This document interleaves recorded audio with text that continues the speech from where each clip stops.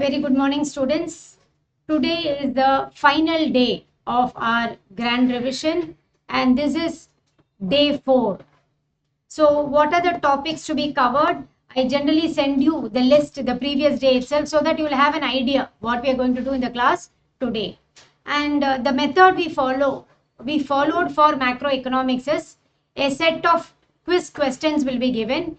Prior to that, a quick look into the topic so that you also get some idea. No, blankly if we give the question paper, what will happen? It is not possible to do it. So what we generally do is, as we did yesterday, topic, looking at the topic, attempting the question. So that like that we will do. And for national income and Keynes model, I am planning to give you some numericals. Yes, Siddharth, is it in a freeze mode or what? Only one slide. Yeah, because it's a Word document. Question paper is there. Okay, I will show like yesterday. Since you didn't come yesterday, you do not know the process. Here it is not PPT, it's a Word document. Yes. For further details, contact Tameen and Kavya, who came in yesterday's extremely bad weather. They were still there in the class. So I will show you the question paper. Okay. After what, just making you look at the notes quickly, so that when you look at the question, you should not be, what is this? I do not know from where she has picked up all this. So it is there very much in the material, very much from the past papers or scanners like that. You should know, right? Okay, so look at the list of topics we are supposed to do: trade negotiations, exchange rates, Indian economy, FDI, national income, Keynesian models, theories of international trade, Indian Union budget. Okay, so the plan of action will be up to say FDI and theories of international trade quiz.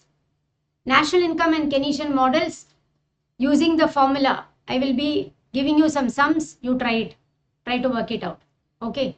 And Indian Union budget, I will show you the part. You have to highlight it. If you have got the macro textbook, you can, macro Bharadwaj material, you can highlight it. Otherwise, whoever got it, you can highlight it, or I will highlight it and put it in the PDF. You read that.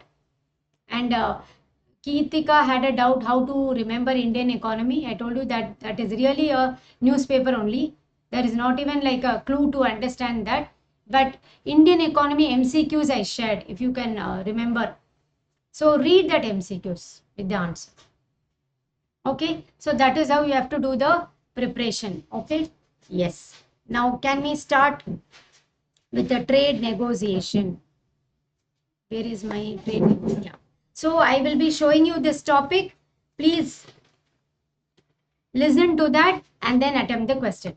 Okay, yes. Now look at this. This is the trade negotiation topic. RTA, GATT and WTO. The acronyms themselves are repeated question for your information. Definitely GATT is expected.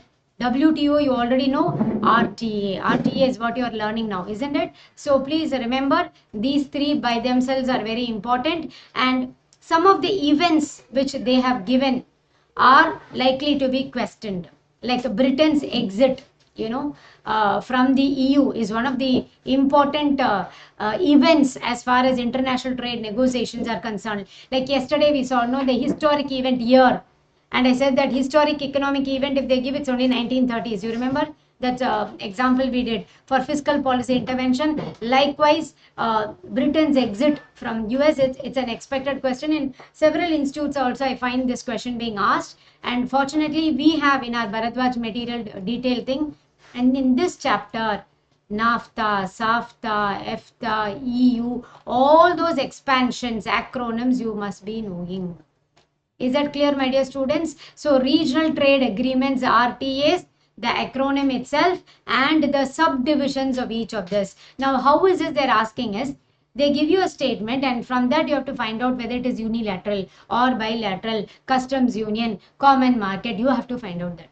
So that is an intricate type of question. Look at this unilateral, and they can ask you the example of unilateral. They will just give generalized system of preferences, and 4 options may be unilateral and bilateral and preferential trade agreement. None of the given, right? So like that you have to know trading bloc, free trade area. So this part is one where you are going to do repeated revision, right?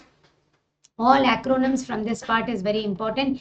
GATT, General Agreement on Tariffs and Trade, standard question, easy and direct question. And I think people who attended this macro session, you know, GATT is different from GATS. Isn't it? General Agreement on Trade in Services, GATS and GATT. Be clear with the difference and be clear with the acronym. General Agreement on Tariffs and Trade. Every data pertaining to GATT is very important. Eighth round, Uruguay round, the period, the tenure, GATT's existence followed by WTO. Okay, so all these are important. ITO, what is ITO? Some of you may not know. It is International Trade Organization. You know, they wanted to create that, but because countries like America did not sign that, it was not possible, right? So when it is called as codes, when it becomes an agreement, all this you have to know that when all the members agree, only you can make it as an agreement. Otherwise it is called as a code, the reference term code, because unless and until it is acknowledged by entire GATT membership, it will remain as a code. Okay, so the reasons why GATT was a failure, because of the expansion of the world trade in single word. And Uruguay round, eighth round, very important. So 15 groups were established. The groups, the areas, the domains which were covered. Okay, that is very important. Go into that also. And then look at this. In December 1993, the Uruguay round, in which 123 countries participated. The number of countries, 1, 2, 3, is very important. And because after this signature, only what happened was the birth of WTO. Okay, so April 15th, 1994, this agreement was signed and it took effect from July 1st, 1995. That was the birth of WTO, World Trade Organization. Okay, so that is an important point you have to know. And preamble and all, yeah, you have to read. The 6 key objectives, as I was telling you in the class, they will give you 3 correct ones and one will be an odd man out. You must be able to know, because WTO focused on certain resolutions alone, like for example, enforcing rules in international trade, forming forums towards progressive liberalization, solving trade disputes, transparency, and to cooperate with other international economic institutions, benefit the developing countries. Basically, that is an agenda. Structure of WTO, repeated question, technical question at the 3 level. First level, you have the ministerial conference. Then you have the general council, which has 2 bodies, trade policy review body and dispute settlement body. Third level, you have the goods council, services council and intellectual property council. Okay, so that is also very important. The one and only data on WTO. It's handling 95% of the world trade, of which 117 are developing countries and more are about to join also, right? They're also negotiating as such. Then guiding principles, as I was telling you, please study the guiding principles with examples given. Wherever possible, we have given you the example, and for the first and second alone, you will have the article also given. A most favored nation, yesterday we did this acronym. No, see, even here it is asked. Not only in tariffs, even here that MFN is important. That's what I was trying to tell you, right? Article 1 of the GATT is there, and in National Treatment Principle, Article 3 of GATT. That is one repeated question which I found. And what is free trade and predictability and transparency and rules on non-discrimination? How should you understand that?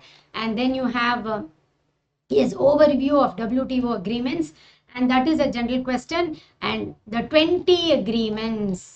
Please study these 20 agreements. What we did in the class, I think I also told you to recollect from your memory and write. If I remember this, some of you were able to write at least the main terms. So 20 important agreements, and one clue here is, here whatever you studied in tariff, that will be here. So revise instruments of trade policy, all this, you know, what is that, SPS and TBTs and anti-dumping, all this will come there also. So after that you can do this chapter, it will be easy for preparation also. See, look at this, GATS, TRIPS, TRIMS, MFN, all these are for acronyms. Today, are you planning to jot down something, or are you going to stop with looking at me and sitting silently? Having come to the class, shouldn't you take down something? At least, isn't it? Everything is a revision tip. Unless you understand that, it will be a waste of time. Don't wait only for the quiz questions to be written. Yeah, I will jot down this. This will all get stored somewhere, and on the exam day, it will be helpful. Is that clear? So have your revision notebook open and please jot down the main points. See, this is what I told you, my dear students. After you prepare instruments of trade policy, enter into trade negotiation. Preparation will be easy. There will be a saving of time when you revise. In the class itself, as I was discussing this, I told you. Okay? Then, yes, 20 agreements. You don't have to study it in a very detailed manner. Study the list.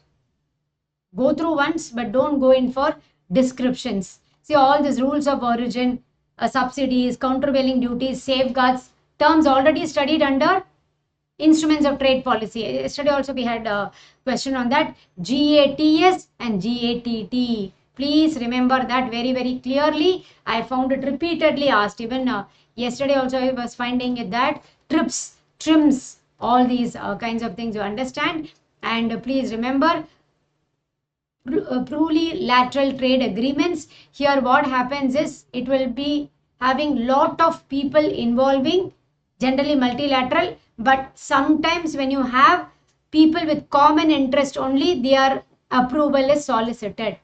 If there is no common interest, they can be ignored. Not all plurilateral agreements are negotiated within the WTO framework, because when there is no common interest, those people can be avoided. Okay, Doha round.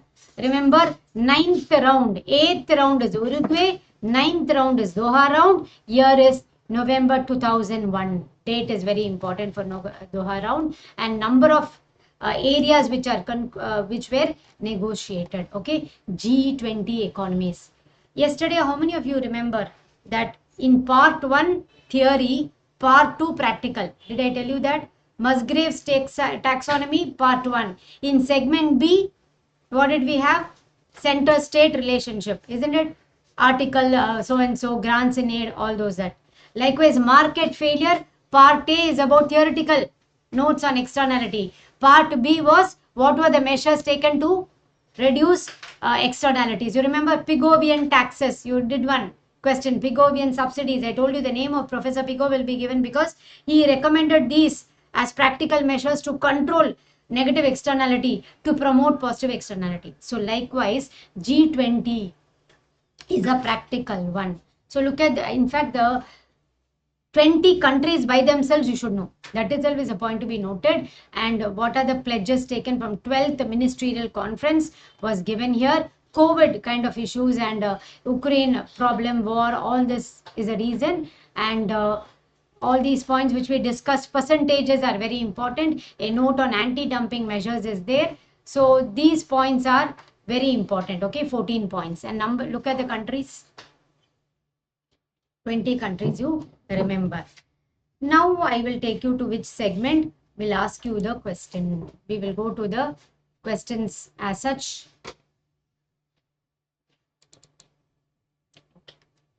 Trade negotiations. Please look at these questions and you are going to answer them. Whatever you remember, you answer. For some there is what? Options. For some it is directly given. Okay, for certain reasons only we will start, and as yesterday, please start attempting these questions. Even if you don't know, after you write the answer, you will remember all the answers. Okay, it is not necessary that you should know. Dash exit from the European Union. You have to write the name of the country which had to exit from European Union. Question number 1. Question number 2. Dash is a group of countries that eliminate all tariff barriers on trade with each other and retains independence in determining their tariffs with non-members. So from RTA, we have taken this question. Is it unilateral? Is it bilateral? Is it free trade area or customs union? Among the RTAs, you have to choose the most appropriate one. Third one, Dash deepens a customs union by providing for the free flow of factors of production in addition to the free flow of output. If you can remember, while explaining also I told you, this is the only form where factors of production are highlighted. So expected question in the examination. Also I found that that is the main question asked. Again, it comes under one form of RTA. These two are RTA questions. Expand GCC. Okay, then trading block. Oh, gave you the answer. I'm super duper girl. I always give you the answer to encourage you. Okay, anyway, write it. Dash as a group of countries that have a free trade agreement between themselves and may apply a common external tariff to other countries. Again, unilateral, bilateral, free trade area and trading bloc. Oh, is it a repeat question then? No. Okay. Expand ASEAN. Now, from unless I do freeze, no? Unless I do a check on the question paper, answer will be given to you. Just like that, I'll give you the answer and ask you to. I only hope that.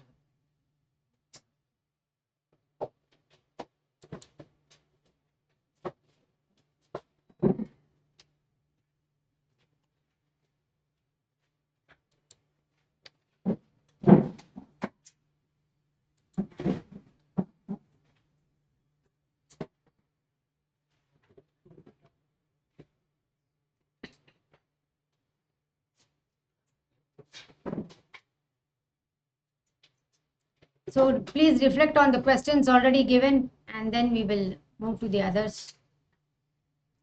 1 minute.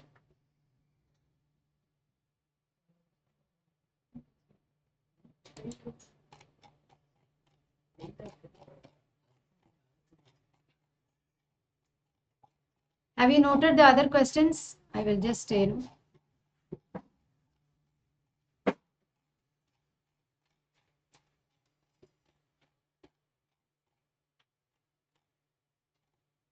questions are there, right?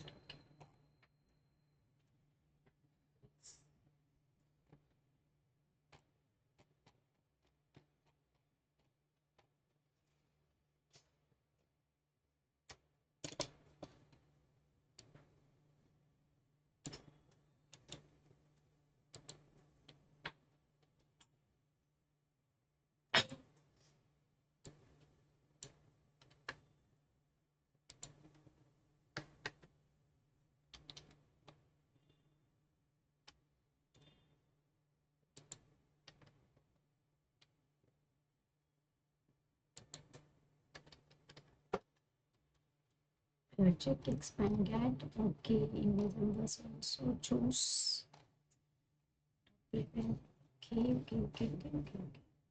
Choose. Okay. So first 5 questions I think you have attempted. Okay. Expand ASEAN you have done. Now look at this question. General agreement, 7th one. General agreement on tariffs and trade provided the rules for much of the world trade for 47 years from dash to dash. Macro always has your date and all. So that's why I gave expand GATT. Oh. Expand GATT. In December dash, which year? The Uruguay round, the 8th and the most ambitious and largest ever round took place. And how many countries participated? So which year the Uruguay round, number of countries who participated?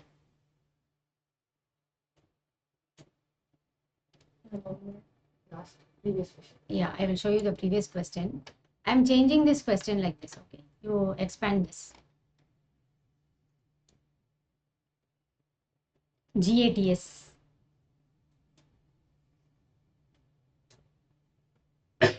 Okay. 9th one. Yeah, is it over, Ananya? Okay. Choose the odd one out from the following objectives of WTO. See, 6 key objectives I have highlighted in your parent source also and given. So you have to know what is basically the objectives of WTO vis-a-vis other international organizations. So that is why this question is there. See, these are template questions, suggested questions.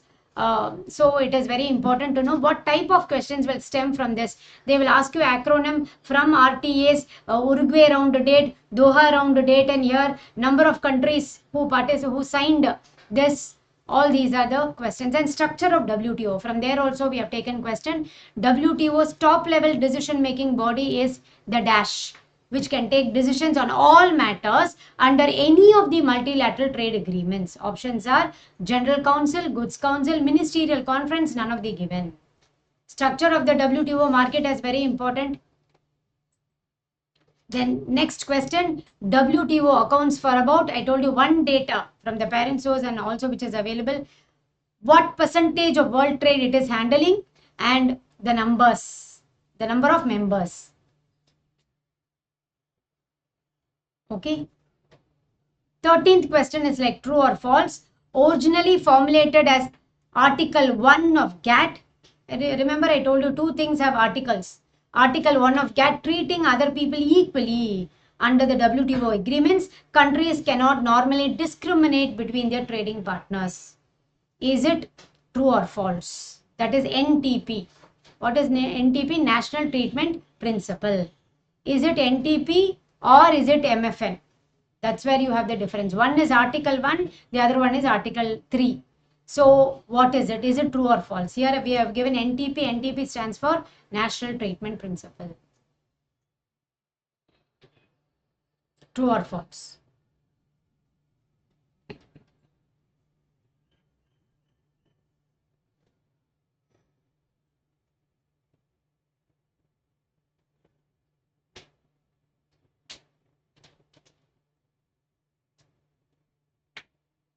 Yes.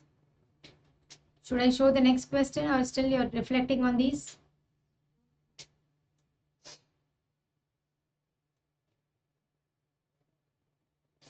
Were you able to write answers for few questions at least? The dash round is the 9th one, launched at WTO's 4th ministerial conference in Qatar in November dash. Name of the round. Generally the place is the name of the round and the year. Two rounds are important, 8th round and 9th round. Of course you have Tokyo round, Kennedy round, etc. But two rounds are expected to be asked in the examination with the year. 8th round and 9th round of negotiations.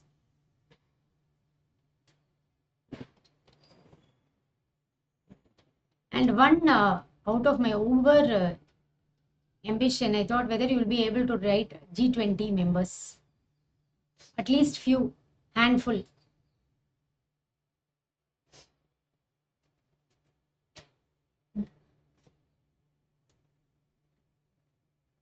Can you try few?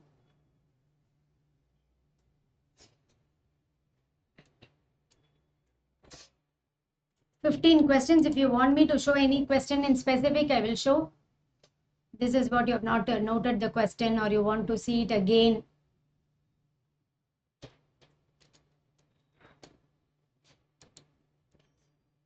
So don't worry, after the answer key is released, what will happen is you would have studied it. That is what will happen.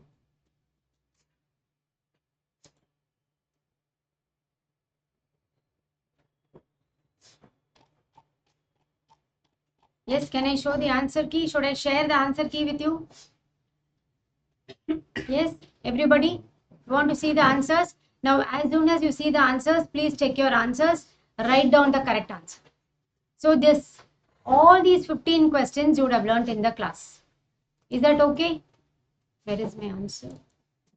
Oh, first one, Britain's exit from European Union. In fact, that picture itself we saw, no, the first one, as we saw that blue colors kind of a thing. Then, free trade area is a group of countries that eliminate all tariff barriers on trade with each other and retains independence in determining their tariffs with non-members. Free trade area. So in RTA, please be very careful. Repeatedly revise RTA. Small differences between unilateral, bilateral, free trade area, customs union, common market, etc. Okay, now look at this. Common market deepens customs union by providing for free factors of production, free flow factors of production along with free flow of output. Common market. First we would have studied customs union, followed by common market. Customs union with respect to goods, and here this is with respect to factors of production also. Okay, GCC. This was taken from the paper itself, Gulf Cooperation Council, where it is one important form of an agreement where they operate together. And remember, all these groups are meant to ensure that exports and imports between the group members will not have tariffs.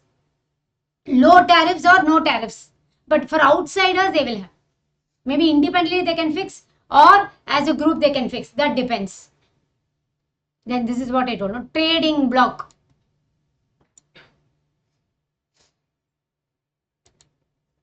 Now you tell me the difference between trading block and free trade area. Just look at this. That's why I gave you both. Second and 5. What is the difference you find? Free trade area and trading block. If at all I ask you the difference, what is that you see as a glaring difference? In the class I was discussing itself, I told you this.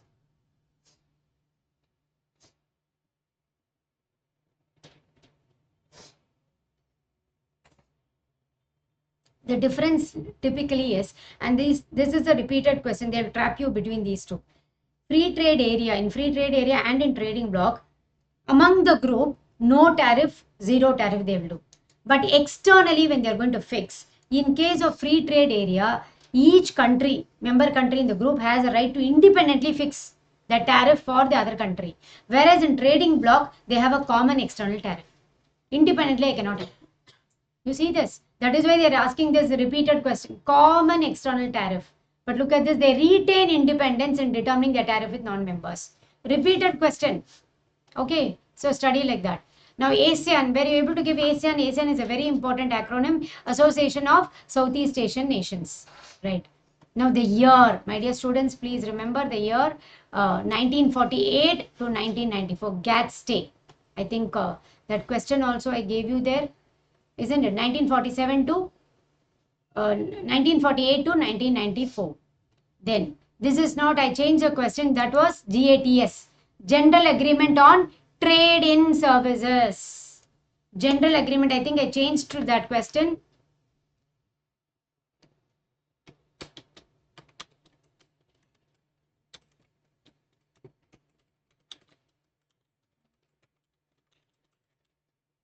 GATS is different from GATT. Okay. Then, were you able to write the name of the place? Uruguay? Uruguay around. Number of countries 1, 2, 3. I told you to remember that. Okay. So in December 1993, Uruguay round. December 1993. Uruguay round. 8th round. Uruguay round is the 8th round. How many countries participated? 1, 2, 3. 123 countries participated. Choose the odd one out. It did not enforce import substitution policy. That and all it didn't say. Disputes were solved. It was transparent. It was supporting developing countries. No, so the odd man out is, see, from the international trade itself, they will take one factor and give. So WTO never enforced that imports have to be substituted. No, they didn't do that. Then 12th one, ministerial conference. Top level body is ministerial conference. Top level body. Okay. Then what is the here world trade handled by them? 95% of the world trade, and as per the latest data given to us, 164 member countries. Is that clear? Then originally formulated, please remember article 1 is only MFN, it is not NTP. Article 3 is NTP, so it is false. The answer is false. Then Doha round, like Uruguay round is 8th, Doha round is 9th. And look at the year of Doha round, November 2001. November 2001, Doha round, 9th round of negotiations. G20 members. Look at the G20 members. Were you able to remember anything at least?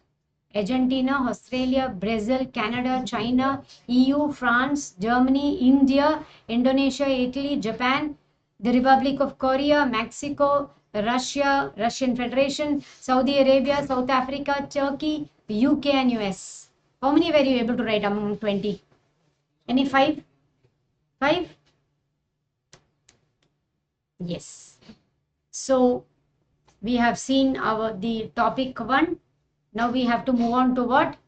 Topic 2. Okay, we will go through the topic, then enter the question segment. Okay.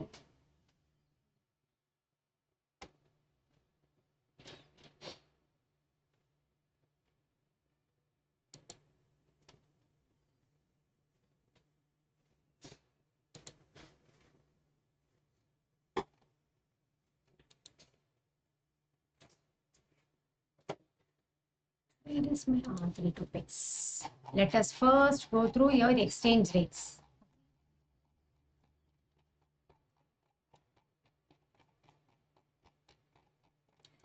Regarding exchange rate, also yesterday we did a question.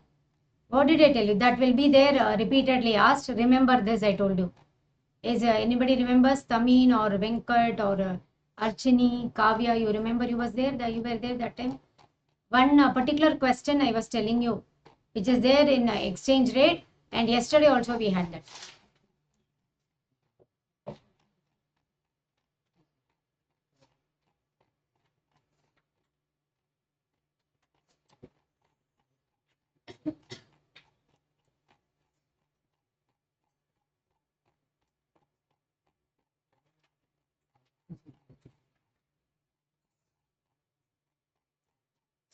Okay. So look at the exchange rate. That is what I told you is, and you also did that quiz during yes, appreciation, depreciation. When will exports become cheaper? When will be imports cheaper? That is one favorite question. So you're applying the depreciation concept in this context of international trade. Very good. Yes. Now please look at this. What is the meaning of the term foreign exchange? That is value of one country's currency in terms expressed in terms of another country's currency, right? And denoted as FX. FX implies foreign exchange, isn't it? So the rate at which the currency of one country exchanges for currency of another country. Now you have this example I told you, study this example I told you, because you can answer on different types of terms used in foreign exchange. Base currency, counter currency, a paired currency, unified currency, direct quote, indirect quote. Which is European quote? Direct is European, indirect is American. Okay, base currency. What is a base currency? What is a foreign currency? Remember, that is counter currency. All these terms from that one particular slide you can understand. Okay, so this is one repeated and when three countries are involved, remember it is cross rate. You have a cross rate. And what is unified rate? When there will not be any difference between the buying rate and the selling rate. Okay, and two important regimes are fixed regime and flexible regime. And under flexible or floating regime, if we have free floating and managed floating, it's not just fixed and flexible, you also have free flexible and managed flexible, or free floating and managed floating. So which country follows which is very important point which you have to note, and that is what we have given to you. So the advantages and disadvantages of fixed and flexible, I told you that you don't have to read that line by line. The concept itself will tell you on that. Okay, and nominal versus real exchange rate formula is important. Real exchange rate is equal to nominal exchange rate into domestic price by foreign price. My dear students, nominal exchange rate is price unadjusted exchange rate. Real exchange rate is price adjusted exchange rate. What you do for even GDP, real GDP, nominal GDP. What is price adjusted? What is price unadjusted?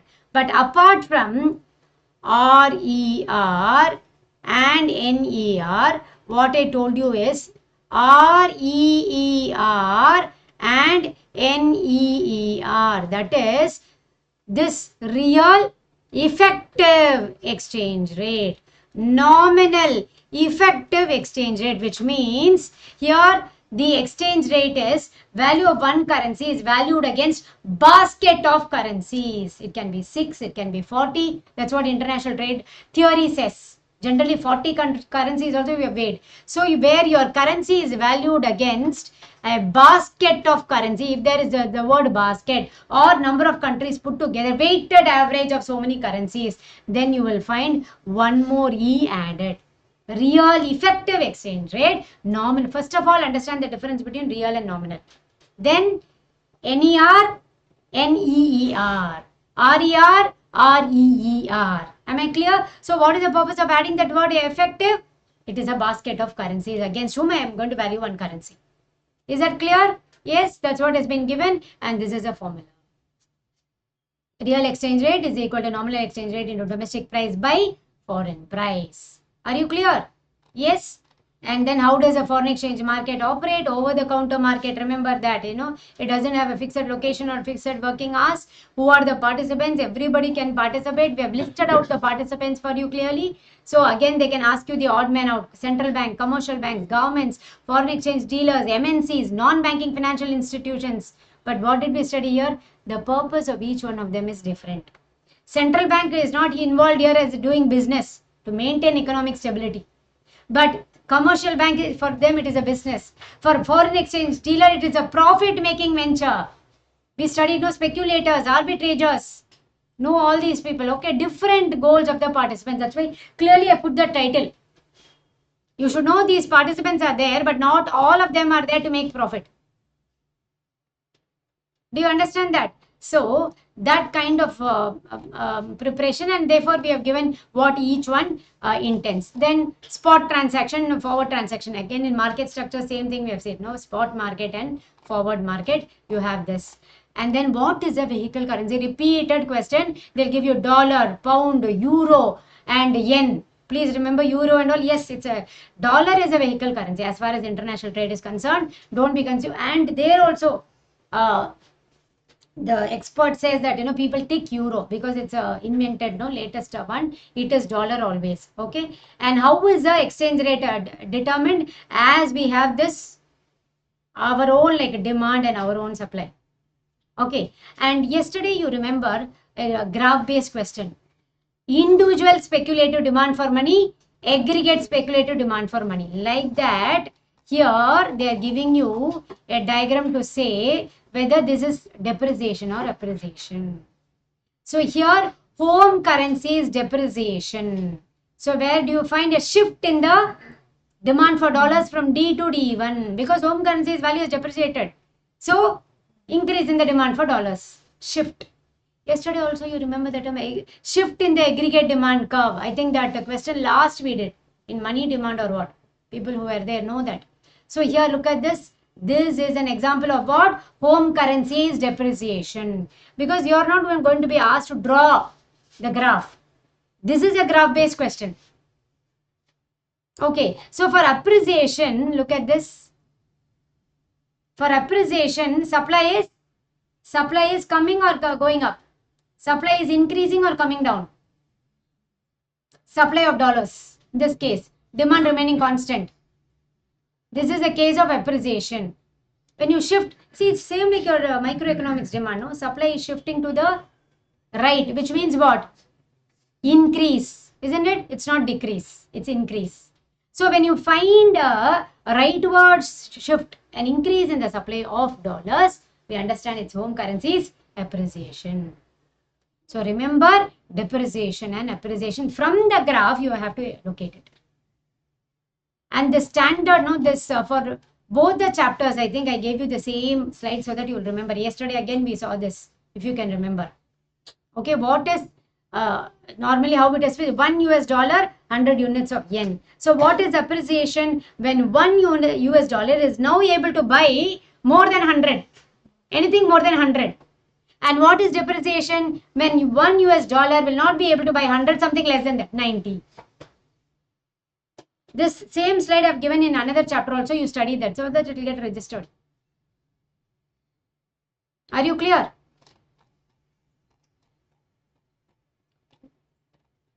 Appreciation. And my dear students, difference between devaluation and depreciation. Devaluation is a deliberate policy measure. It is a conscious effort. Whereas depreciation is market determined, demand and supply. Okay? Both, the difference between devaluation versus depreciation or revaluation versus appreciation, the underlying explanation is the same.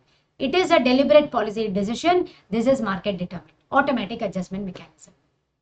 Do you see the difference? When you should use the term devaluation? When it is depreciation. Devaluation is deliberate policy measure. Depreciation is automatic, market determined. Okay? Yes.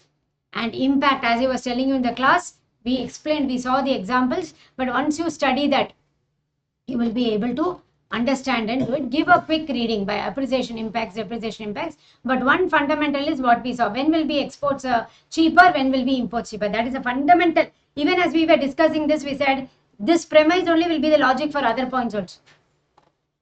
Okay, yes. Now, yeah, annexure you can have it. So can we take the questions? Somewhat are you resonating with the topic? Are you resonating with the topic? Okay. So let's start the second one.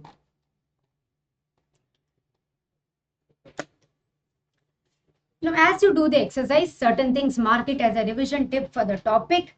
Exchange rates. Now, this types which you are studying in the beginning of the chapter itself, what we have given, no?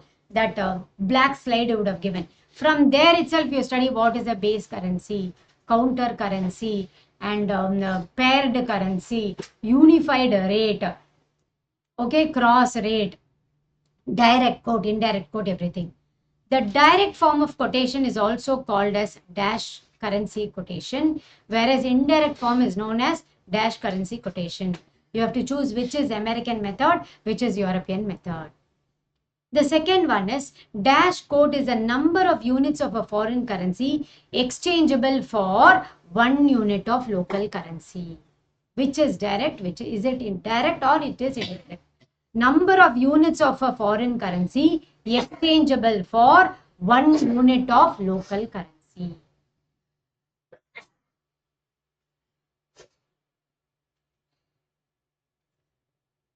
₹1 is equal to the number of dollars, whether it is direct or whether it is indirect. Okay, think of that.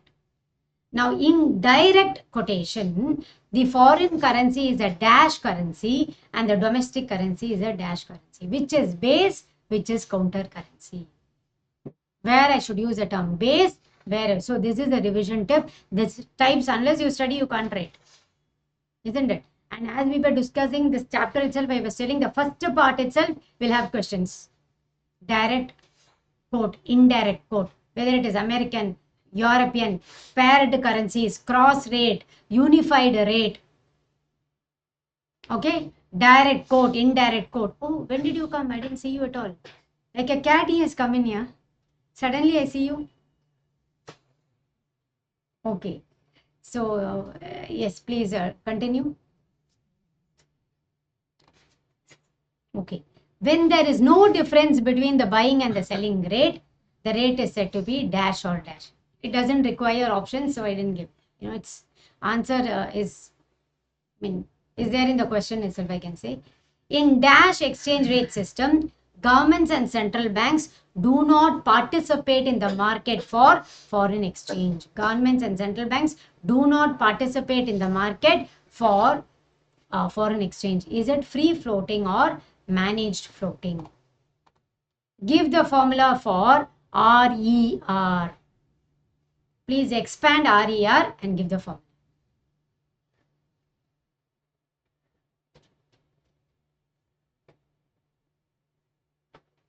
Seventh question. Any question you want to see again, you just let me know. I will show it to you. I'm just giving you the questions now. Dash is the nominal effective exchange rate weighted against an average of various foreign currencies. Various foreign currency. What is the term you are going to use? NER, RER, NEER, REER.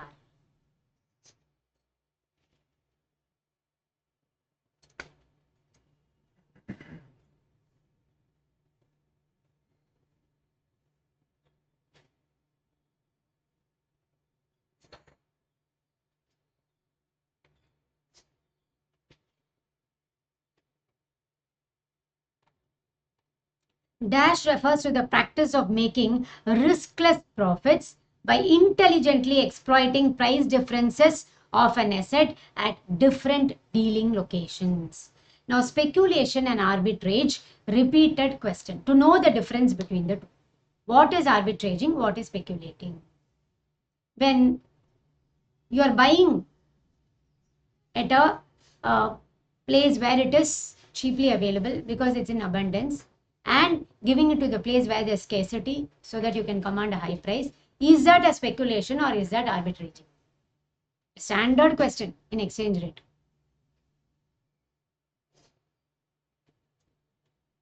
So my dear students, I tell you one more tip. If you are not having time to revise a macro topic day before exam, at least the quiz questions you go through. Definitely one or two will hit. Like that only we have selected.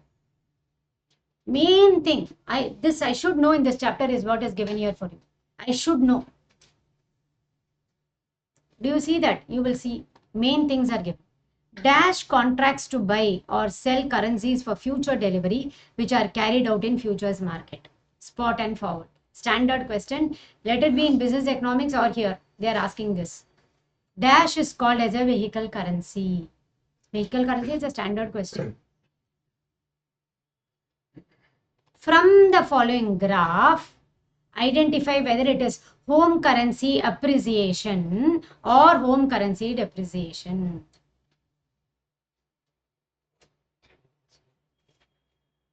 From the graph. Is it clear or no?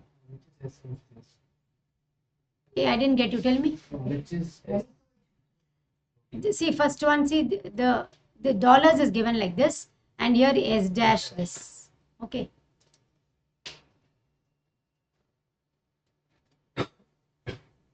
See, that is why if you know what is that, what is the meaning of appreciation, depreciation, automatically, when will I demand more dollars? When I do not demand. That will be automatically. And see, if you know depreciation, opposite is appreciation. You don't even have to struggle in that. Suppose, look at this, rupee dollar exchange rate in the month of January is $1 is equal to 65 rupees. And we find that in the month of April, it is $1 is equal to 70 rupees. What does this indicate? In April, you have to exchange a greater amount of Indian rupees to get the same $1. So what do you see this as? You have to write appreciation or depreciation. Okay. You have to exchange a greater amount of Indian rupees to get same $1. Okay. So as such, the value of Indian rupee has appreciated or depreciated. Like this, an example question. Okay, now seventh question. Yeah, that's what I was about to ask. Any question you're stuck up, you please tell me so that I can show it again.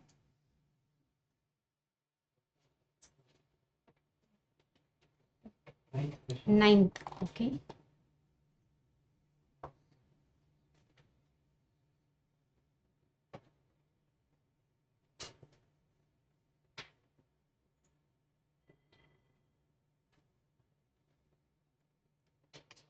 Because she is learning in the class. She is one student who will learn in the class. Okay, what other question you want to know? Fourth one, is it? Yeah.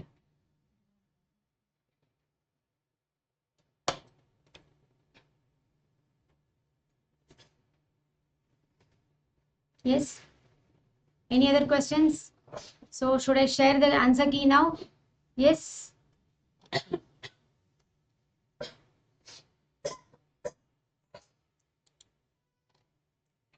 Okay, so look at this.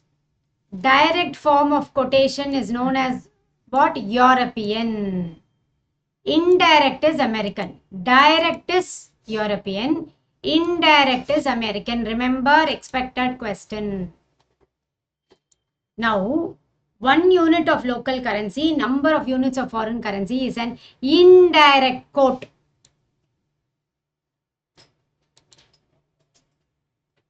Indirect quote. Okay. Now, in direct quotation, foreign currency will be the base currency.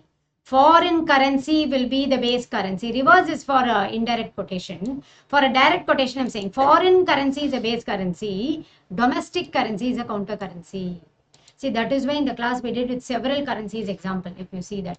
So, in direct, for a direct quotation, foreign currency is a base currency and domestic currency is a counter currency. Reverse will be for indirect quotation, where you will find foreign currency becomes counter and domestic currency becomes a base currency. Do you understand that? Yes? Okay. Now, when there is no difference between buying and selling rate, it is unique or unified. But it generally will not happen because a foreign exchange dealer makes a profit only by buying at one price and selling at a higher price, right? Okay. Now, in a free floating exchange, it totally central bank will not participate because in managed float they will step in.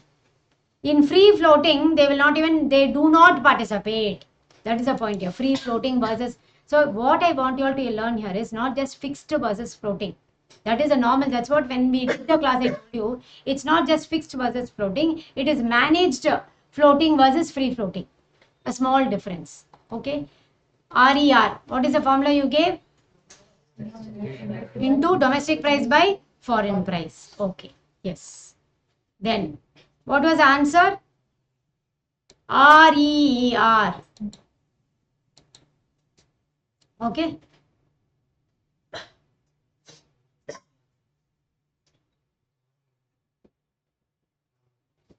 No, it is.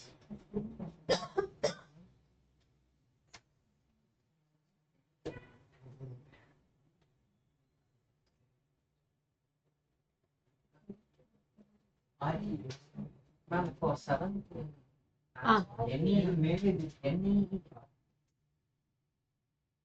Is a nominal effective exchange rate a measure of value of the domestic currency against a weighted average of various foreign currencies? This term value implies your price adjusting. You see, this is one. Okay.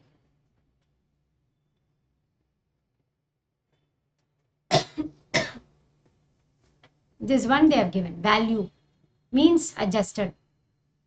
Some subtle hints will be there. Okay. It is RER. Otherwise, they will not give you that measure of value and all they won't give. Right? Go to the 8th one.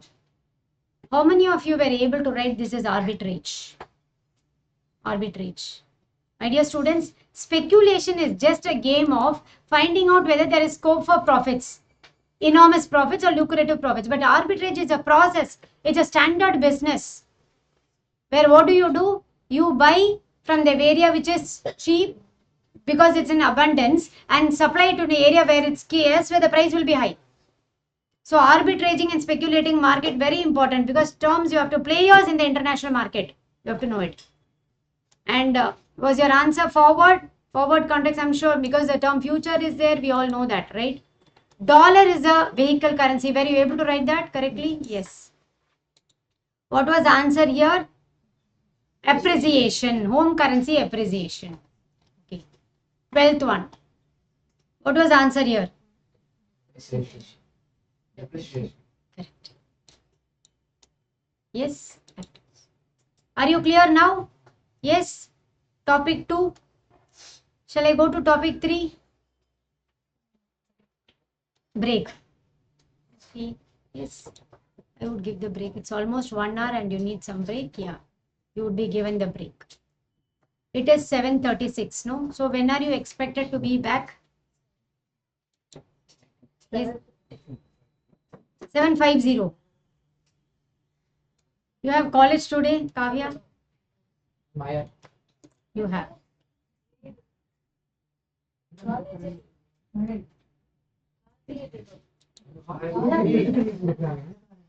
Okay. So we are going to do, is it lesson 3? Exchange rates we have done, no? So now what should be the next lesson? Indian economy, Kirtika's favorite chapter. We are coming to that. So as we go through, we can see how interesting the topic is, okay? You will be fascinated by the topic to the core. Where is this happening? Oh no.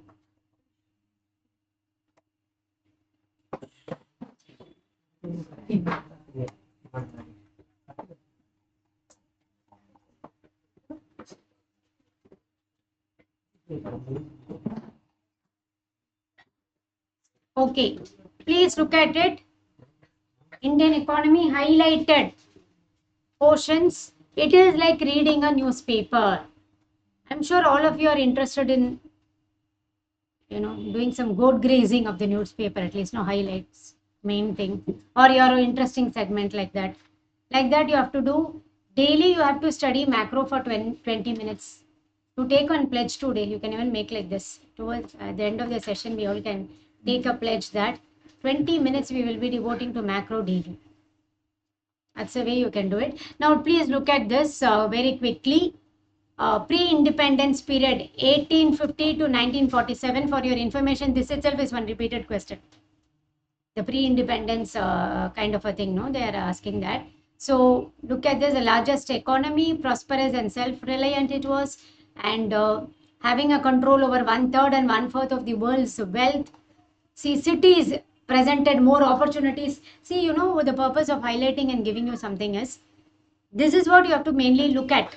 This is what you have to have about that sentence or that paragraph. Okay. And then division of labor was followed in village societies. That's why we have Adam Smith's principle of division of labor, very popular in economic literature. So what was the period of British rule in India? Again, data question, these 2 points. Rule of East India Company 1757 to 1858, and British government in India from 1858 to 1947. The 2 important sub periods are given. So totally from 1757 to 1947.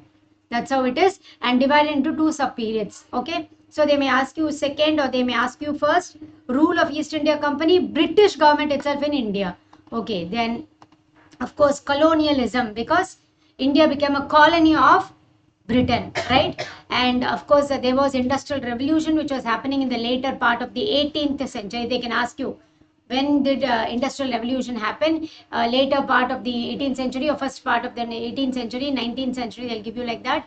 And so because of this, what happens was, slowly there was a reversal of India's foreign trade from exporter of manufacturers to exporter of raw materials, which means what? We have grown. That is why I'm not depending upon finished products. You give me raw materials, exporting manufacturers to exporting raw materials. So we have grown. I'm able to export, isn't it? That is what here. And then of course, slowly this made the exports of finished goods costly and imports cheaper.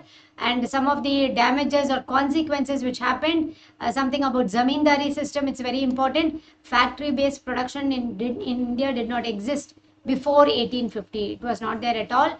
And modern industrial enterprises, when did it start to grow? Mid 19th century. Modern industrial enterprises in the mid 19th century. Okay. And some of the flourishing businesses, cotton and jute mills. Okay. At the end of 19th century, see, whenever the rank is first or largest, that would be an expected question. So at the end of 19th century, Indian jute mill industry was the largest in the world. So they will ask us dash industry. It could be cotton mill, jute mill, whatever it is, right? So jute mill was largest in the industry, and of course other industries were also growing. Iron industry was ranked 8th in the world. Okay, 8th in the world in 1930, iron industry. And of course, there was Great Depression, and India also is one of the countries which got affected by it. Okay, and percentage NDP of the manufacturing sector reached just 7%. Just before independence. Okay, now come to post-independence, 1947 to 1991. This is very, very important. New economic reforms. And at that time, immediately after independence, we were rural in nature. What is the literacy rate? These are all called as statistics, vital statistics.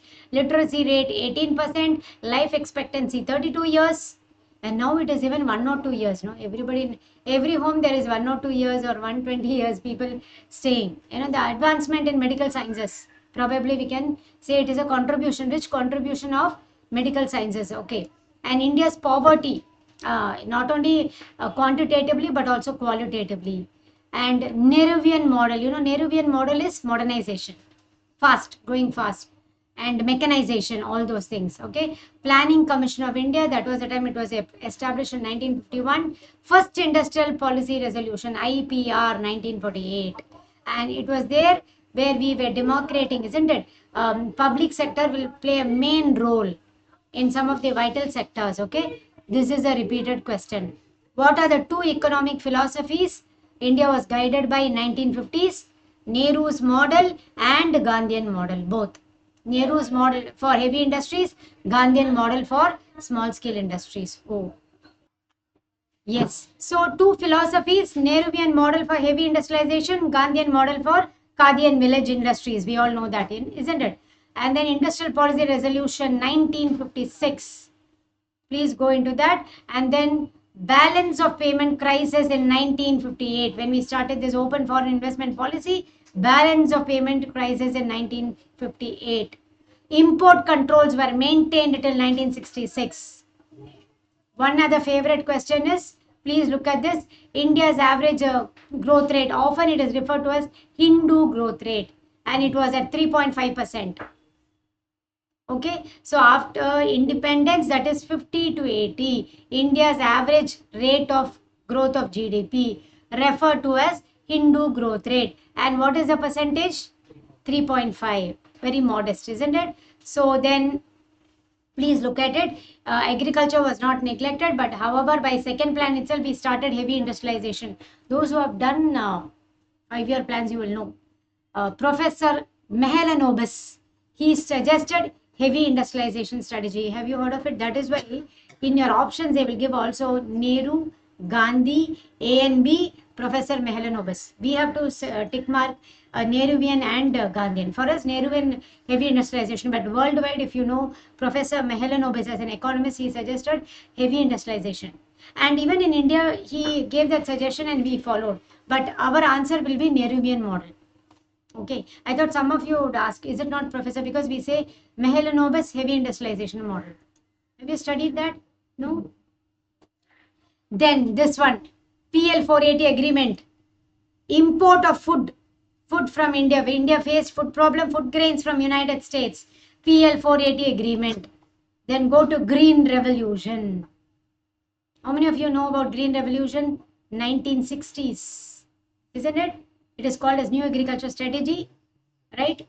Yes, M.S. Swaminathan, father of Green Revolution in India. And at the world level, it is Norman Borlaug. At the world level, it is Norman Borlaug. Indian level, it is M.S. Swaminathan. Okay, and then go to this bank nationalization. 14 major commercial banks in 1969 and 6 other in 1980. Certain question. 14 major commercial banks nationalized in 1969 and 6 other in 1980. Repeated question. Okay, and you know what was the worst period? In terms of economic performance, 65 to 81. It's also asked. Not only the best period, Hindu growth rate, modest growth rate, economic performance during the period of 65 to 81, worst in independent India's history. Okay, so note that. And autarkic, it's not autocratic, autarkic policies means license Raj. In Indian language or term, we call it as a license Raj, means everything will be controlled. You know, you don't have this freedom at all. So that's why we define at that time so many things were happening, oil crisis and so many other major droughts, etc. But license Raj was detrimental. We practically had a closed economy. It was more or less a closed economy. MRTP, my dear students, expansion and year both are important. Monopolies and Restrictive Trade Practices Act of 1969. Now we have this Competition Act, no, replacing this, isn't it? Yeah. Closed economy is, we are not in favor of international trade. We are not for exports and imports. In fact, we say we even export promotion is okay, but import substitution. I want my own domestic industries. But can I say only no to imports? Then other will not allow me to export, no? So it is like closed economy. I don't want to depend upon others. Self-sufficiency. So I don't depend on others. That is closed economic system. Okay, not in favor of international trade. Why? Because anytime that person will let you down, that country will let you down if you heavily depend on that. Got it? Okay. Then go to 1967. What is this? Policy of reservation for products from small scale sector, SSIs. This was an era. Lot of support for SSIs basically from 1967. And this is very important because labor intensive technique, capital light, labor intensive. Now come to the era of reforms. You know that this is the early period of liberalization is 1981 to 89. See, in 1988 only Mexico had a major economic crisis. Debt burden was huge. They liberalized. Following Mexican example, India did it.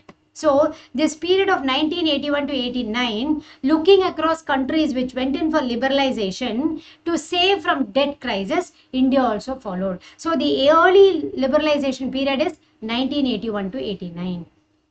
Reforms by stealth, please note it.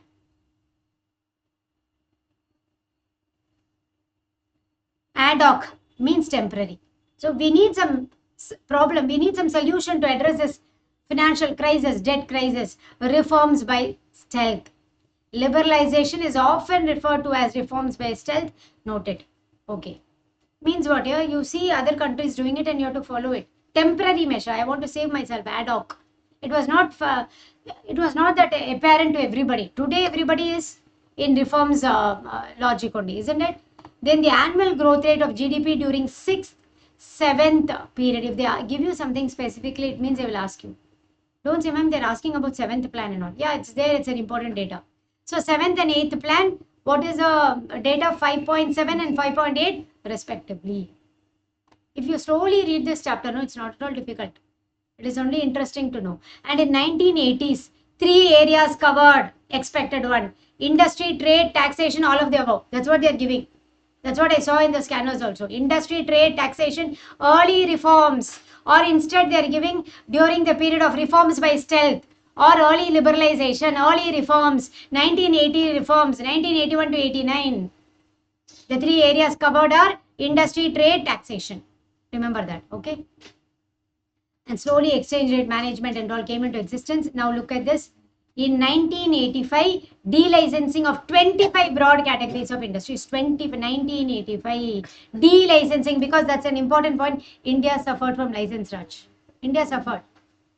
It's a setback, actually. That is why this data is code data. 1985, delicensing of 25 broad categories of industries. And of course, later it was extended. And broadbanding, you are going for a larger frame. Mode VAT. How many of you know mode VAT, cent VAT, and now GST and all? No, centralized value added tax and modified value added tax. We were there in that regime, but now they are not asking. The GST regime is there. That is what mainly they'll ask. SEBI, my dear students, SEBI is month, date, year, establishment year, establishment date. So April 12th, 1988. And if it is a easy question, Securities and Exchange Board of India, that they will ask expansion. Open General License List, OGL. Export incentives, exchange rate. What all was happening in that period is given again here. Based on real effective exchange rate, rupee was depreciated by about 30% from year of depreciation. Look at it, 1985-86 to 89-90 depreciation. During the early reforms period, depreciation in India based on REER. Okay, now comes the 1991. Under Prime Minister Narasimha Rao government, isn't it? And this is known as Manmohan Economics, Finance Minister. Manmohan Singh, he was the one who drafted this privatization, liberalization, globalization. It's called as Manmohan Economics, this LPG policy, popularly known as that. And please look at it. Slowly it started. You started reaping the benefits, exceeding the revenue receipts. I mean, when you had the revenue expenditure going the above revenue receipts, you have to go into a fiscal deficit. External debt was huge. All these are the reasons why we went for reforms. You have the situation where your revenue receipts were greater than revenue expenditure was greater than revenue receipts, huge deficits, surge in oil prices. See, all this triggered economic reforms. And India had to, please note this, a repeated question. India had to depend on external borrowing from IMF. They'll give you IMF, World Bank, and they will also give you some international governments, international countries for external borrowing. In that period, India dependent on was IMF, International Monetary Fund. There was a crisis of confidence. So in 1991, new economic policies came into existence. Structural adjustment program. It's a major topic for you, Indian economy. That is why I'm telling you this repeatedly. LPG itself, that acronym, the expansion, I think, isn't it? And 2 major objectives are there, but yeah. No, 3. It is not 2, it is 3. Not able to. So write it as 3.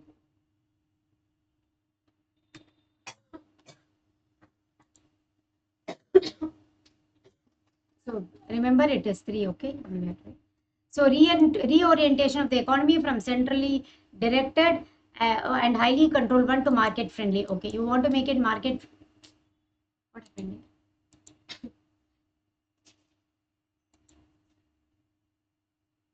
Where am I now? Okay.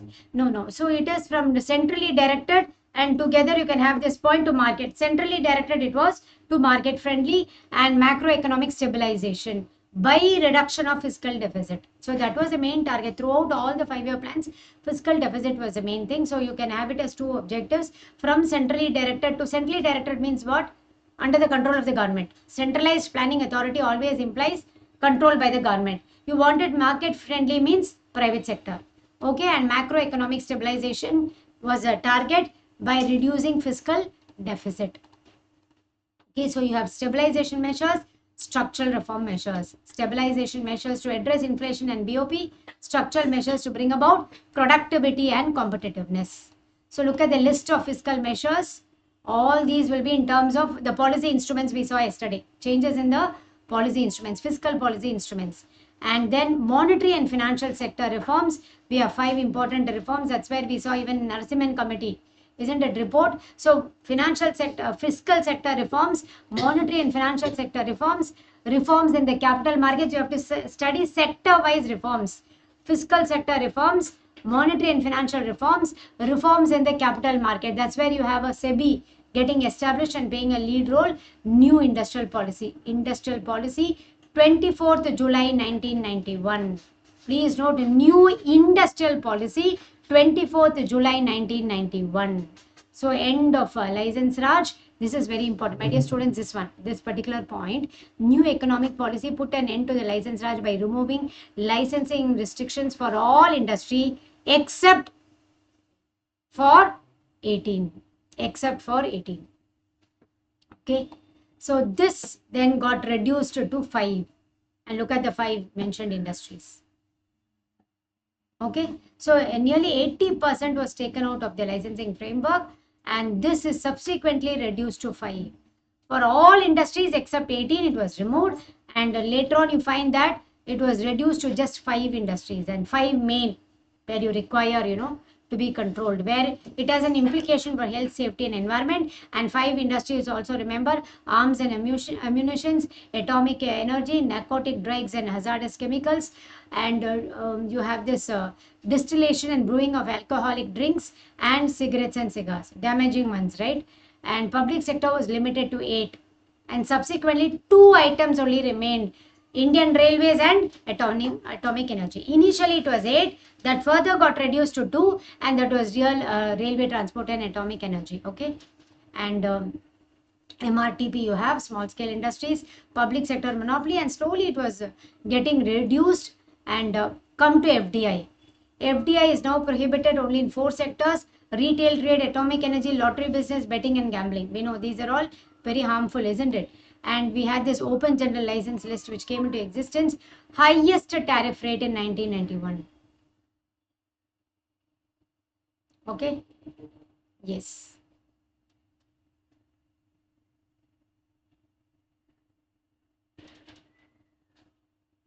I will tell you about this number. Okay, I will verify this number. And rupee was devalued by 18%. That was the time it was devalued by 18% against the dollar. Against dollar, rupee was devalued by 18% against the dollar. Okay, then disinvestment policy came. Disinvestment is withdrawal of public sector, making way for private sector. They can ask you, what is disinvestment? Then trade policy reforms, the threefold reforms are given here, and slowly what happens, all will be in favor of private sector. Okay, growth of information technology, EMEs came into existence. That is, all emerging market economies started following these policies, right? And some of the important thing post 1991. So the entire growth rate is given. So you will not be able to remember all this.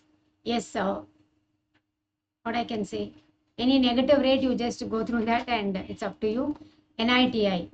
So Niti Ayog, standard question, very important question. When what was it? Because 1st January 2015, scrapping the Planning Commission, it came into existence. NITI stands for National Institution for Transforming India. NITI, think tank of the government. Okay, and here you have a couple of objectives given by them in the place of, remember, in the place of Planning Commission, it has come. So all sectors, across sectors, it will have initiatives. And here, when you study NITI, all these names of the schemes you have to study. That's what we did in the class. The 7 vital programs, at least go through the 7 vital programs. Okay, current state of Indian economy. About the primary sector is your agriculture sector and related industries schemes, various schemes which we rushed through in the class. Pradhan Mantri schemes, very important. And challenges of Indian agriculture on your own, we can do. Secondary sector, wherever there are schemes, please do that. In the sectors, even more than data, when you look at the sectors, schemes are what they're asking for. This is one category they can ask, because in India, the industrial sector includes all this. I was also telling when we did from 1 to n, please, from A to n, please remember this. Okay, but particularly in Indian classification, okay, and what are the 8 core industries? Manufacturing Purchasing Managers Index in India stood at 55.4, India's global rank index. Again, we can't repeat, but please remember these are all vital statistics for you to know. And when it comes to 3 sectors, first, revise the schemes. Any new initiative or scheme is there. Followed by rank 1, rank 2, something like that. Concept related. Others, you can't be focusing everything. Isn't Make in India and all we have to do. Make in India, Made in India, Skill India. All these are very important. And some of the policies, Atmanirbhar, we have to do, isn't it? That's one important scheme which came during the time COVID was there. Okay, so go through that part very clearly. Yes. And then challenges to the industrial sector, you can just go through. Tertiary sector. So what comes under tertiary sector? What are the sectors? Subsectors. I mean, sectors and subsectors are main things. And any schemes, again, you have some of the schemes and vital points coming under it. So go through that part, and here and there COVID information is also given. And in the face of conclusion at that time, what are the main challenges India faced, and to withstand that, definitely this kind of planning through various government institutions or organizations are important. Okay, so with this, shall we try the challenging question paper of Indian economy? So much we have seen, it's going to be challenging, but let's see how much you remember. Okay, yes.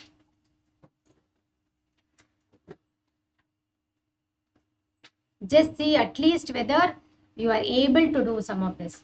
Rule of East India Company from dash to dash. You saw that, no? East India Company rule, British government rule, like that.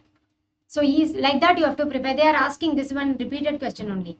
Rule of East India Company from the period to the period. India's iron industry was ranked dash in the world in terms of output in 1930. One template question. Rank 2, rank 4, rank 6, rank 8. Policies in 1950s were guided by policies in India, which means because by 2 economic policies, 2 economic philosophies. So you have to give the name of the person, or you can write it as a philosophy itself.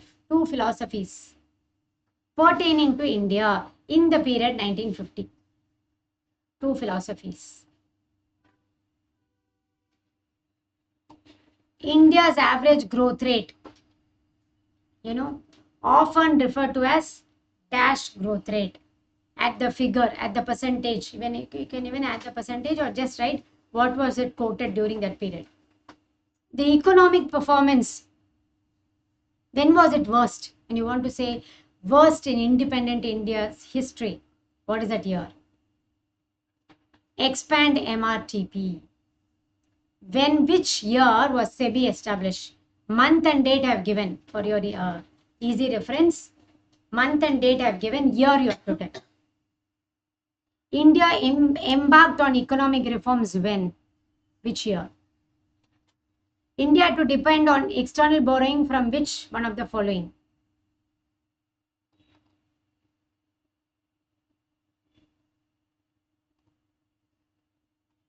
The government entered into a historic agreement with the Reserve Bank in September dash to bring down fiscal deficit in a phased manner to nil by 1997 to 98. This year you have to give. Entered into, this is an expected question. Government entered into a historic agreement with the Reserve Bank in September which year to bring down the fiscal deficit what? To nil means zero. Therefore, it's an historic treaty agreement. Dash has been mandated as an independent regulator of capital market. What was called as an independent regulator of capital market? Which institution? Okay. The new economic policy put an end to license Raj by removing licensing restriction for all industries except for 10, 12, 18, none of the given. 13th one. Dash the apex policy making body. Answer is given to you. Okay, here on. When was it? Please remember, the question is scrapping of planning commission, birth of NITL. So you are going to write the month, date and year. Dash has an important role in the formulation and implementation of industrial policy.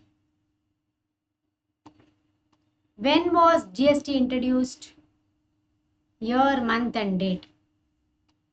FAME India scheme is relevant to electric vehicles, electronic gadgets, electrical installations, none of the above. Real GDP of India grew by dash percent in July, September of 22-23. Latest data. I thought at least one you should remember. Any question you want to see it again, I'm ready to show it. So in all 17 questions.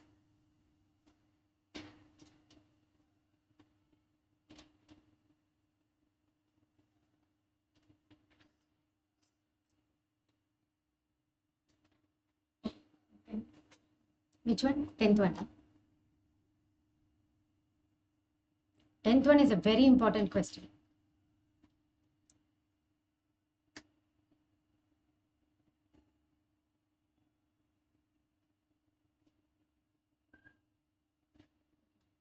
Yes.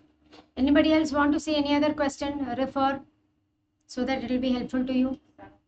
7th one. So whatever you're asking are very important actually. SEBI establishment. Really very important. Repeated. Expand SEBI and year of inception of SEBI. Okay. 17th. 16th, the 16th one. FAME India scheme. It's an example, no? They'll ask you like this.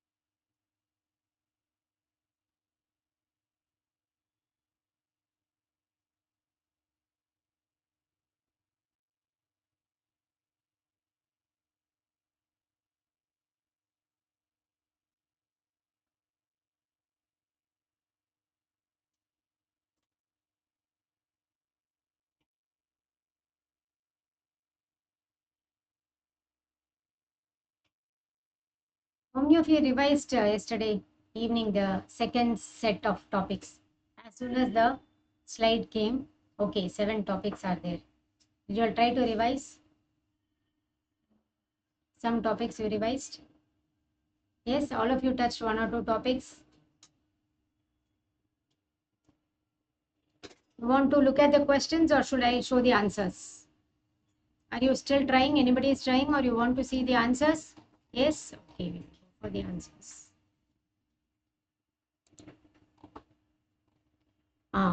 Rule of East India Company. Were you able to recollect 1757 to 1858? India's iron industry ranked 8th in the world. 8th. Policies in 1950s were guided by Nehruvian and Gandhiji philosophy in India. Hindu growth rate. Hindu growth rate. Annual rate of growth at that time was referred to as Hindu growth rate. What was the worst period in India's independent India's history?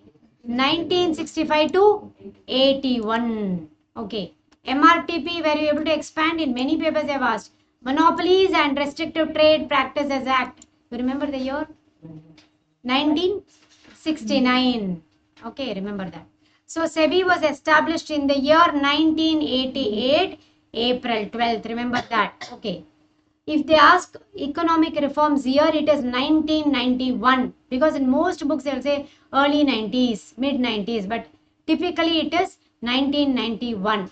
India embarked on a bold set of economic reforms in 1991. India had to depend on external borrowing from IMF, International Monetary Fund. See this, were you able to see? Very important question. Government entered into an historic agreement with the Reserve Bank in September 1994. Please register because target is nil fiscal deficit. Nil fiscal deficit by 1997-78. See, yesterday when we did whether it is budget surplus or deficit, or who came to class yesterday, budget surplus or deficit or balanced budget, we said deficit budget only is common because surplus and balanced and all, it is very difficult. Here we are targeting a nil fiscal deficit because that is a catastrophic impact of mounting fiscal deficit pressure. Okay, remember this date, month and year. Historic agreement with RBI in September 1994 to bring down the fiscal deficit to zero by 1997-98. Okay, then SEBI is an independent regulator of capital market. I think most of you would have done this, no? Okay, the new economic policy put an end to the license Raj except for 18. On 1st January 2015, very important question, when was NITI born? When planning commission was in the 12th period, 12th 5-year plan, midway it was cut and you had this NITI coming up. 1st January 2015. Dash has a role in formulation and implementation of industrial policy. Please remember DPIIT. The Department for Promotion of Industry and Internal Trade, very important department, DPIIT. It is what which has brought this World Bank, index and all. Ease of doing business index. All these are models implemented by or through DPIIT. Ease of doing business evolved by World Bank has been in India. It is through DPIIT. Department for Promotion of Industry and Internal Trade has a very vital role in formulation and implementation of industrial policy. Introduction of GST, my dear students, very, very important date, very, very important date. 1st July 2017. 1st July 2017. FAME India scheme with respect to electric vehicles. Because these are the days where we want to migrate, no?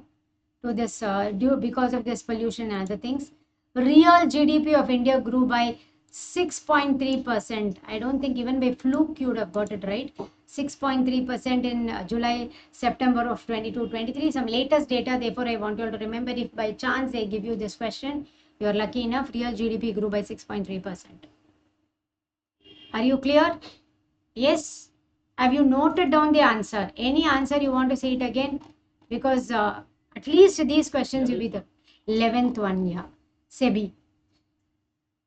Note down all these answers clearly and learn these at least in the class itself today. Having come for macro, these points can be there in your mind. You are now familiar with something. Isn't it? Yes. Any other question? Anybody has to write the answer? Okay. Yes. Now we start with FDI. Where is my FDI?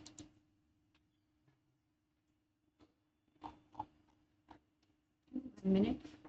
It is there here or here?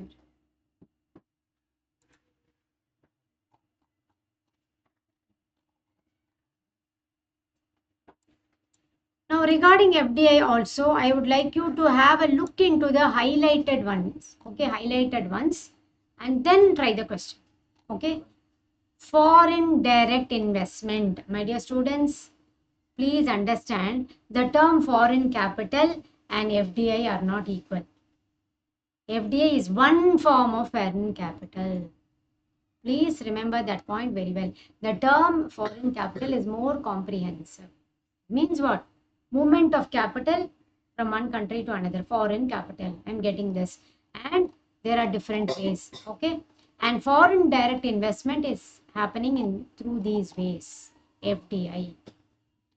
Opening a subsidiary, equity injection, having a controlling interest in a foreign company, mergers and acquisitions, joint venture, greenfield investment. Please note the difference between greenfield and brownfield.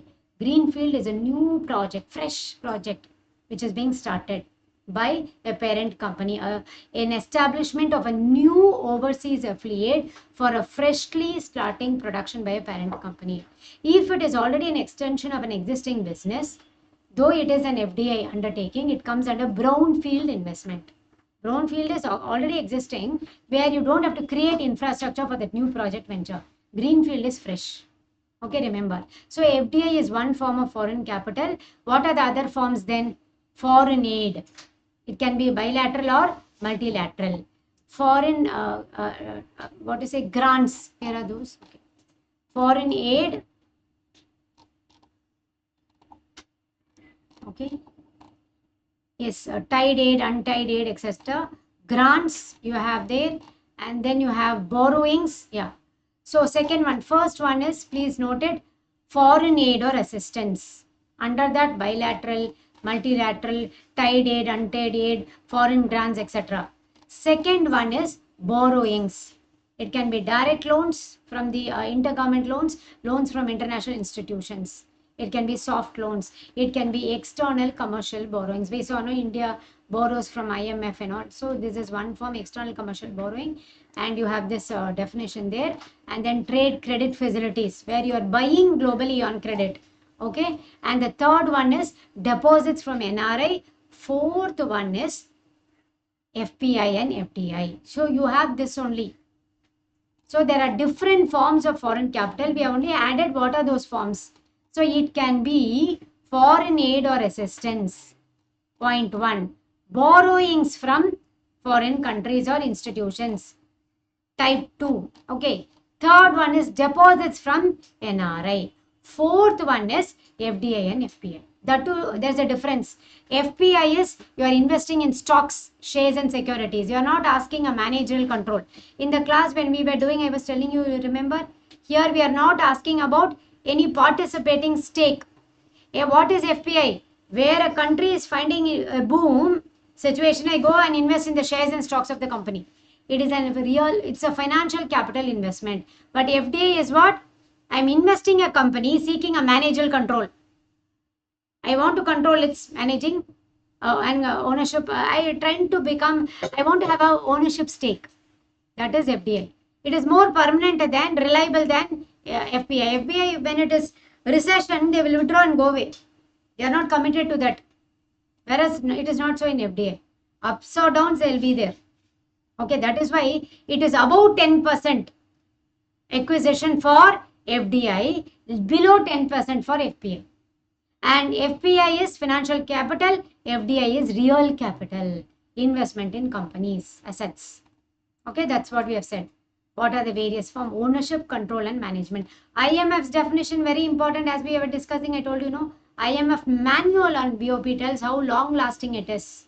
That is the main point. It's lasting long, lasting interest. That's what, okay. More than 10% is FDI.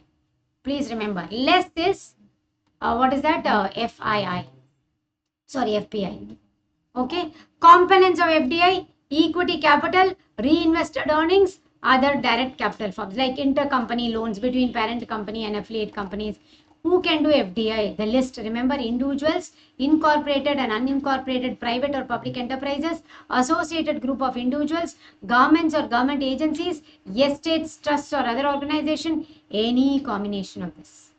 All this list is there. They generally give these three, all of the above: individuals, corporated and unincorporated private or public enterprises, associated group, government or government agencies, estates, trusts, any other form. Okay. And what are the ways of FDI? Opening up of an overseas companies, creation of joint ventures, purchase or annexation of a company, and a direct investment such as real investment in factories, plants, installation. Now, nature of foreign investment market is important: horizontal, vertical, conglomerate, two-way. So, what is horizontal, my dear students? And I told you in the class, no, you have to study from the example. If I am a cell phone service provider in United States moving to India in the same service, it is horizontal, isn't it? So, what is vertical? Vertical is related. It is not unrelated. I do automobile manufacturing, and here I am having a spare parts company. I am investing in spare parts, raw materials relating to a main company. So it is not typically the same nor unrelated. Main or ancillary related. That is coming under vertical. Exactly the same is what? Horizontal. Related is what? Vertical. Unrelated is conglomerate. Unrelated is, there I'm doing a mobile phone business, here I'm acquiring a textiles unit. Lines. Yes, isn't it? So that is unrelated. Two-way direct investment. Okay, two-way direct investment, please look at this. So, where investments are reciprocal. I do in your country, you do in my country. That's a condition. So that is why two-way direct investment. Okay, so we have also given example: computer industry in United States. So for example, yeah, automobile industry in Japan, while other industries are more efficient in other nations such as automobile. So it is two-way. I do in your country in any sector, you do in my country in any sector. It's not mandatory, same or related, but two-way. That is why two-way direct foreign investments. Okay, horizontal, vertical, conglomerate, and two-way. Remember that. And FPI, as I told you, it is for financial capital, short-lived. Short-lived. Okay, deposits of funds in an Indian and a British bank by an Italian company. They are depositing. It is a financial capital. They are investing because there is a boom period there, period of prosperity. When there is a recession, they will withdraw and come. They don't expect controlling stake, managing stake. Can you understand? That is FPI. Please remember the financial stocks, bonds. If they give you that example, please remember it is FPI. If they give you companies, estates, then it is FDI. Long term in nature. Difference between FPI and singular intention of FPI is what? Returns only. No other thing. They don't have any other interest. Below 10% is FPI. Above 10% acquisition is FDI. Remember that. Okay. So that's why it is also tabulated, but as you read itself, you will know. This tabulation is also not needed. Reasons for generally you can know why you have to have FDI. We know the fundamental reasons. You can go through that. The small framework has been given. Okay, this is never asked actually, but you just go through it. Modes of FDI, nature of FDI, modes of FDI. These are all technical questions. Opening a subsidiary or associate company, equity injection, acquiring a controlling stake, mergers and acquisition, joint venture. That's why even in the beginning I gave, because repeated question. Modes of FDI and nature of FDI is a repeated question. And the nature of FDI, what we saw: horizontal, vertical, conglomerate, reciprocal, two-way. But this is modes, way in which it's going to function. Are you clear? And greenfield. Look at this. Benefits of FDI, general question, you yourself can write. Problems of FDI. Again, here you are relying, isn't it, upon somebody else. Slowly they will start, they will be monopolist. Foreign company will dictate to you. You remember this? Foreign direct investment in India. Please go through how it is happening in India. The FDI inflows, record level in 2021. That was the time we reached a record level. It is 81 $1,973 million US dollars. A 10% increase was found, double-digit increase, some historic thing. And India was ranked 8th among the world's major FDI recipients in 2020. Okay, so it was the 8th position, and we were major receivers of FDI in 2021. That is IT, telecommunication, and automobile. They were the major sectors who were receivers of FDI in the year 2022. IT, telecommunication, and automobiles. Okay, so the main points are given. OFDI or ODI. What is this? We are investing in another country, foreign country, isn't it? Others investing in my country is FDI. I investing overseas is ODI, overseas direct investment. And this overseas direct investment, they have not given any general part, it's only Indian context. So look at this. In India, a domestic demand driven economy with consumption and investments is a general statement. In pandemic also we had invested abroad. Investment abroad is ODI. Okay, that's the main thing. And according to the data released by RBI, overseas direct investment stood at 1922.5 million US dollars in September 2022. Will you be able to remember if they ask you ODI information? 1922.51 million US dollars in the year 2022, September 2022, a data released by RBI. That's why it's vital for us. So they said that ODI is very growing in India, okay, an Indian case. And this part is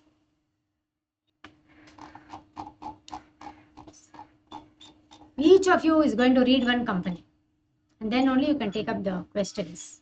Okay. Each one of you start reading one name of one company with the thing, because what is the question? No, which country where we are having this wholly owned subsidiary, which company is having which country, which company and which country at least you study, because this one you can't study. I myself am telling, who is going to work hard so much now? Who will be working hard on this? And particularly you. For you. Yes, Siddharth, why are you blinking? Yes. Now, yes, I told you now, after reading, I will give you a break, then you can do the test. If you want, you are so interested in break, I do not know, I forgot that actually. Now I am thinking whether these fellows will be thinking in their mind about this break aspect. Suddenly I thought, no, I'm doing this part, no, whether they are thinking about break or what I was thinking. I forgot that actually totally. So, where is my thing? Where are you, Mr. Three topics? Yeah, start reading it, please. At least listen to this. Yeah, definite question from this segment is there. Okay, from whom are we starting? In 1st June 2022, Tata Steel. 1 minute, ma. All of you keep your head on this only. You are learning each sentence now itself. Country, name of the country, name of the company, followed by year. No chance for the last poor thing. The data is poor thing, like economics, now it is sidelined. It's an abandoned thing. Okay, you start, ma. In June 2022, Tata Steel announced plan to invest £7 million for its Hartlepool tube mill in northeast England. Okay, go to the second one. Tata Communications invested US dollar 690 million in its wholly owned subsidiary in Singapore. Next. Steel and Power invested US dollar 366 million in its wholly owned subsidiary in So Jindal Steel and Power, Mauritius. Telecommunications, 1 year, Singapore. And the previous one we had this Tata Steel in Hartlepool Tube Mill in Northeast England. Okay. Yes, next one. Wipro invested $204.96 million in its wholly owned subsidiary in Cyprus. Yeah, Egypt. Okay. Then Venkat. Jindal Saw invested US dollar 64.5 million in its wholly owned subsidiary in the United Arab Emirates. UAE. Okay. Next. Restaurant brand Asia and Philippines Limited invested US dollar 141.34 million and US dollar 131.25 million in their JBS Joint ventures. in Indonesia, and And US. US respectively. So in your mind, name of the country, name of the company. Please, what you can register, please do that. Name of the country, name of the company. Okay? Yes, next one. Reliance New Energy invested US dollars 87.73 million in its wholly owned subsidiary. Okay, next one. Next. Mohalla Internet Private Limited invested 86 million US dollars in its fully owned unit in Mauritius. So when they give you the name of the company, you must be able to know the name of the country. That is what the options are. That's how they're giving this part. Okay. Yes, next. ONGC Videsh invested 83.31 million US dollars in a joint venture in Russia. Okay. Yes, then. ICICI Bank ties up with the Santander in Britain in a pact aimed at facilitating the banking requirements of corporates operating across both countries. Yes, then. ANI Technologies, a promoter of OFE, invested US dollars 75 million in its wholly owned subsidiary in Singapore. Dr. Reddy invested US dollars for 149.99 million in a joint venture in the US. Then. A total of US dollars 168.9 million was invested by Reliance New Energy in a joint venture and wholly owned subsidiary in Germany and Norway. Okay. Then. GAIL India Energy PSC invested $70.17 million in a joint venture and wholly owned unit in Myanmar and the US. Yes. Then.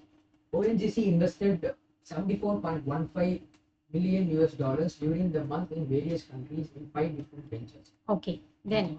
In July 2022, Reliance Brands Limited signed a distribution agreement with Naismia Valentino and Italy luxury fashion house to open its first Boutique in. Delhi, followed by flagship and store in Mumbai. Okay. Then. In July 2022, Reliance Retail Limited entered into a long-term partnership with Gap Incorporated. to bring the iconic American fashion brand Gap to India. In July 2022, Tata Steel signed a memorandum of understanding with BHP, a leading global resource company, with the intention to jointly study and explore low-carbon iron and steel making technology. Okay. Then. In January 2022, Ola Electric, the ride-hailing company's electric vehicle subsidiary, announced its plans to establish Ola Future Forum, a global hub for advanced engineering and vehicle design in UK, investing US dollars 100 million over the next 5 years. In January, SR Group of India announced that it had created a joint venture with Progressive Energy of UK to invest 1.34 billion US dollar in a hydrogen manufacturing plant at its SR Stando refinery complex. Okay. Yes. In January, Hindalco Limited US subsidiary Novins announced its plan to invest US dollar 365 million in a state-of-the-art vehicle refining facility in North America. Supposing if I give the match the following companies and countries, will you all do? If I give 10, not possible. We can try. Can try. Okay. So now the question is, are you taking up the questions now or after the break is my question to you. Have a hearty breakfast and come back to class with energy. Okay. Today being the final day, you can be happy.